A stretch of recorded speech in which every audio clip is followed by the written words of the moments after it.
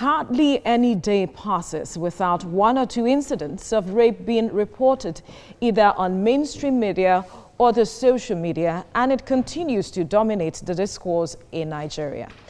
Despite public outcry, many cases still go unreported.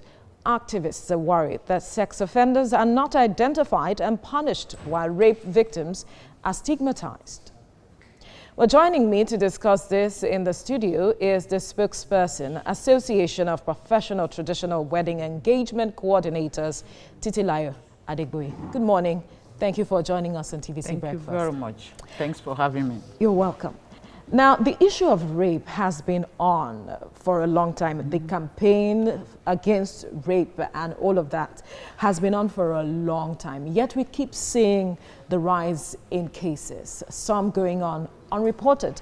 You would recall that during the lockdown, we saw a spike in the number of cases that were reported. And recently, a report said that Bauchi State, is having all of that, the issues of rape on the increase, where fathers are raping their daughters, brothers, the same thing. How much of a concern is this for your association such that it decided to go in this direction for campaigns? Thank you very much. It's been very sad hearing all these type of things happening in Nigeria, all over the world. But our own association is very passionate about sending a message to the whole world about this incident of rapes and domestic violence. What message? Is this message different from every other message that every other advocates have put out? Not necessarily. All right. Ours is such that we are into family settings. Right. We are interested in the marriages of people, and we want to see that the families are intact, and we want to see that the family are doing well. And when we hear of these rape incidences, it baffles us and it makes us sad. That is why, as a body, we decided that we need to say something. We need to send a message out there that this is uncalled for and this is not acceptable. This is barbaric. It's not one of those things that we should hear about. And that is why, as an association who is into marriages, bringing families together, looking out to make sure that they are doing well, when we hear of these things, it saddens our mind. And, there is nothing we can do but to let the whole world know that we, as a body, we are not convenient, we are not comfortable. One of the major challenges that advocates have always talked about is the burden of proof.